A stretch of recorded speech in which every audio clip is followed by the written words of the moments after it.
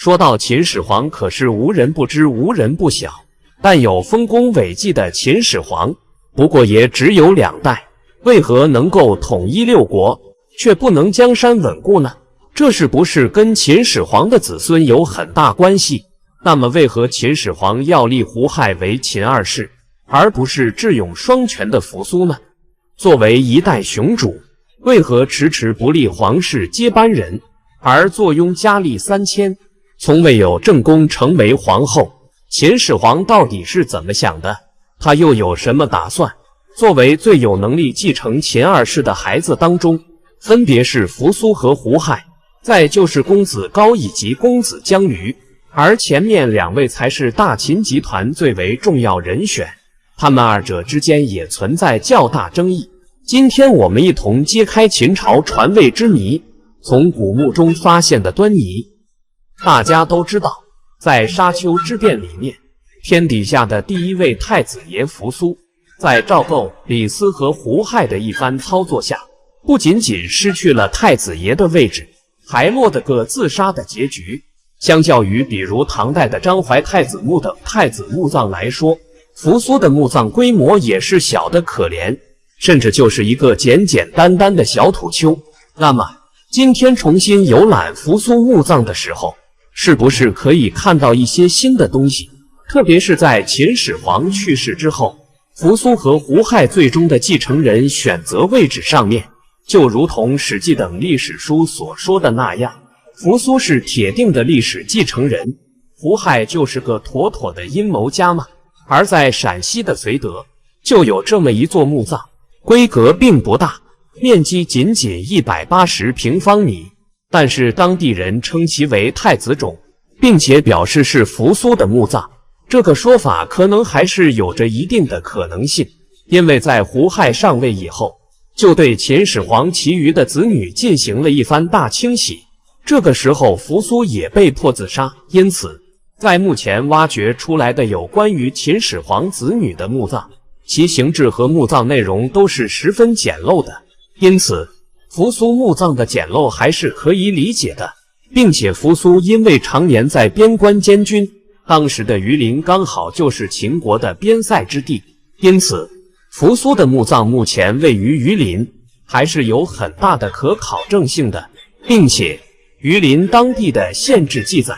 因为感念扶苏，榆林人修建了有关扶苏的墓葬，并且因为当地人也会时不时来拜祭扶苏，并且在拜祭的时候会往扶苏的墓葬上面添土，因此几千年之后，扶苏的墓葬也就有了坟丘的样子。但是毕竟时间过了这么多年，这个地方又地处边塞，直观感受来说还是十分荒凉。但是在1975年，在一次考察中，绥德地区的考古队发现扶苏的坟丘有塌陷的情况，并且还有个缺口。因此绥德博物馆动员博物馆的工作人员，针对扶苏墓进行了发掘。在挖掘之中，虽然年代还是比较久远的，但是从初步的情况来看，扶苏墓还是比较完整。此外，除了那个缺口，也没有发现其他的盗洞，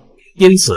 很有可能扶苏墓葬还是保存比较完整的。眼见扶苏的墓葬并没有被盗掘，之前那个塌陷的洞穴在事后的调查之中也确定是自然的塌陷，并非人为的盗挖。因此在初步的考古中，考古队首先确定该墓葬的封土是秦朝时期的，在时间线上完全是吻合，这给参与调查的考古工作人员留下十分坚定的信心。于是他们继续挖掘下去，很快在墓地里面，考古队发现了一盏铜灯和铜斧，但是因为相对靠近墓道，也不好说是扶苏所有的原物还是盗墓贼遗留下来的。虽然没有打开扶苏的墓葬，但是扶苏本人的经历让后世之人对扶苏到底能不能继承秦国的大位存在一定的质疑。特别是在北京大学里面所收藏的西汉竹简赵正书，对于沙丘之谋的历史简直可以说是完全的推翻和颠覆。赵正书篇幅不算长，一共也就1500来个字。主要的内容记载的是秦始皇死在沙丘以后，到秦朝灭亡的相关历史，而其主要的内容是以对话的形式呈现的。但是在内容上面，《史记》里面的胡亥、赵高、李斯在沙丘的密谋基本就被推翻。换一种说法，就是胡亥的继位是得到秦始皇的认可，并没有流传几千年的所谓3人改诏书篡位的行为。而在书中写着：昔者，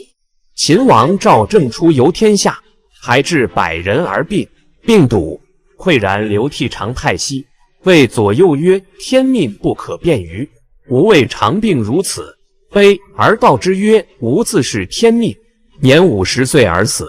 吾行年14而立，立萨7岁矣，吾当以今岁死，而不知其月日，故出游天下，欲以变弃一命，不可逾于。今病笃，即死矣，其即日夜疏屈，至白泉之志，无须后者，其谨微逆之，无令群臣之病。意思就是秦始皇在弥留之际，把周围的心腹大臣，并非只有赵高、胡亥、李斯3个人都叫到了自己的身边，并且询问大家怎么确定自己的继承人。李斯表示，在这种情况下，应该迅速地确定继承人，以防天底下人心思变，而自己认为胡亥当下是最合适的人选。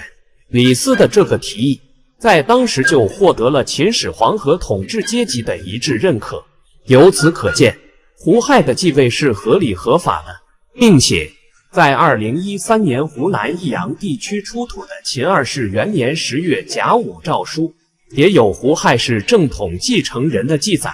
明确表示秦2世的继位是奉行了秦始皇的遗诏。另外，从相关的性格和统治思维来看，秦始皇和扶苏也有着很大的矛盾，因为秦国的统一最主要是靠着法家层面的变法，但是扶苏却是一个儒家的坚定支持者。父子俩的矛盾在焚书坑儒上面就存在十分大的分歧，这是统治阶级内部的矛盾，因此也是不可能调和的。因此在这种情况下，秦始皇在确定谁是自己下一任的统治者的时候，可能的确选择过动摇，甚至和历史上记载的完全不同，直接确定胡亥为自己的继承人。这一切最终的确定性，可能只有打开秦始皇的皇陵，收集到第一手资料，才能获得最终的确定。